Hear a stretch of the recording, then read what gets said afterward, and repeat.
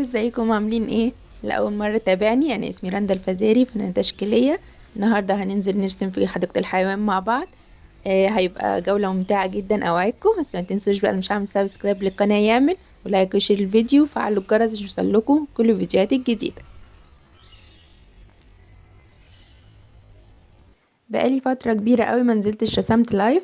قررت انزل بقى وارجع لايام كده الكلية والرسم المناظر الطبيعية. نزلت حديقة الحيوان في الجيزة. هي لطيفة، فيها أماكن كتير وفيها كادرات كتير نقدر نرسمها. قررت إن أنا هاخد سكتشات بسيطة كده بس وإن شاء الله في الجولات التانية ممكن نرسم حاجات أصعب.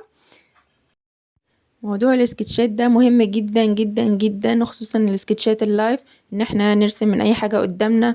نرسم مش شرط يعني تنزلوا، ممكن في البيت تحطوا أي عناصر قدامكم ترسموها. مهمة قوي قوي قوي، وبيفيد الفنان اكتر من رسم من الصور. رسم من صور بيبقى الصور متلخصة، فاحنا بنبدأ نرسم، بنلخص التلخيص نفسه، فالصورة بتبقى مش سرية كده او مش حلوة قوي زي ما بنرسم من الطبيعة. احنا شايفين الحاجة قدامنا بكل تفاصيلها، وبنبدأ احنا عينينا هي اللي تلخص، ناخد الكتل بتاعتها. فده بيفيدنا قوي وانصحكم بيه جدا. انا كنت بنزل جنينة حيوانات كتير ارسم. وانا في الكلية هوريكم السكتشات القديمة بتاعتها في اخر الفيديو، وهنرسم مع بعض سكتشات بسيطة كده. كمان قررت ان انا هشتغل سكتشات بالجاف. الجاف بيخوف في الاول، لان خلاص انت متيقن ان انت لو غلطت مش هتقدر تمسح. فلا، بس بيدي جرأة وبيدي بتبدأ مع الوقت تحس لا، انا صح. يعني انا هرسم الخط ده، انا عارف انا هحطه فين وهيطلع مظبوط في الاخر. في الاول ممكن الايد تبقى تقيلة شوية، مش قادرين نرسم. هياخد معانا وقت. الجاف كمان لون واحد طبعا، حاليا السكتش هو لون واحد. كمان ما تخافوش، جربوا وغلطوا وارموا الغلطات بتاعتكم وهتتعلموا وهتتعودوا. وبصراحة بيفيد جدا جدا جدا.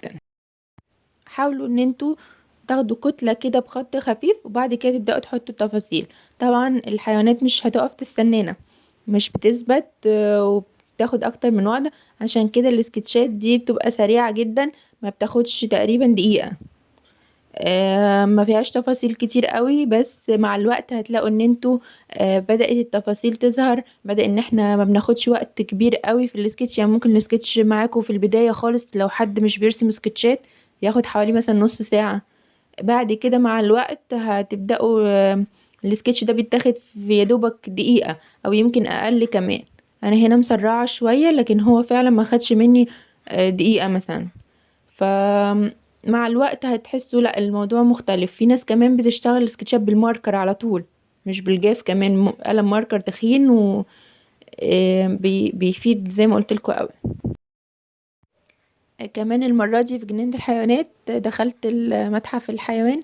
ده انا ما دخلتوش قبل كده، ومش جديد قوي، بس انا ما كنتش دخلته قبل كده. هاخدكم كده جولة سريعة فيه. هوريكم برضو هو من جوه عامل ازاي. اللي حابب طبعا يزوره، هو بتذكرة منفصلة عن الحديقة نفسها. وفي كمان زي جانجل زو كده، او حديقة صغيرة دي للأطفال. بيتفاعلوا مع الحيوانات مباشرة. يعني وهم داخلين بياخدوا باسكت كده فيه أكل، ويبدأوا يأكلوا الحيوانات الموجودة جوه. برضو لطيف قوي، وأنا دخلته لولادي برضو عجبهم قوي. بس ده أنا ما صورتوش. المرة دي كنت رايحة سرقة كده من ورا الولاد، فما صورتوش المرة دي. بس ان شاء الله هيعجبكم لو دخلتوه او لو معاكم اطفال صغيرة. هسيبكم بقى تكملوا الجولة براحتكم لحد ما نوصل كده لمتحف الحيوان. وهوريكم من جوه عامل ازاي. وفي الاخر الفيديو هوريكم شوية من السكتشات اللي كنت واخداها من زمان برضو في نفس الحديقة. اكتر دقة شوية اوقات، بس عشان ساعتها كنت راسمة حوالي 500 سكتش، او كان مطلوب مننا حوالي 500 سكتش في الحديقة. برضو كلهم بالجاف، كلهم الوقت بتاعهم ما يتعداش الدقيقة. يا رب يعجبكم.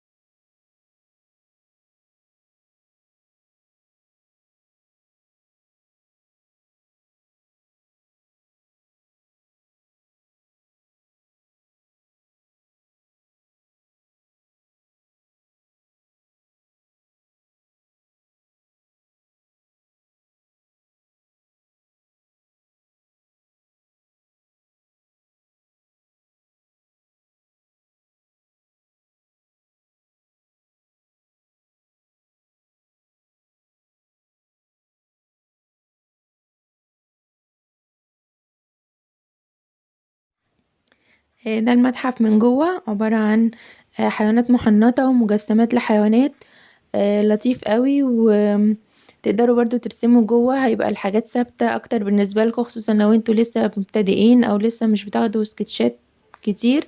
تقدروا تدخلوا ترسموا سواء سكتشات او سواء ترسموا رسم كامل بقى بأي خامة تحبوها.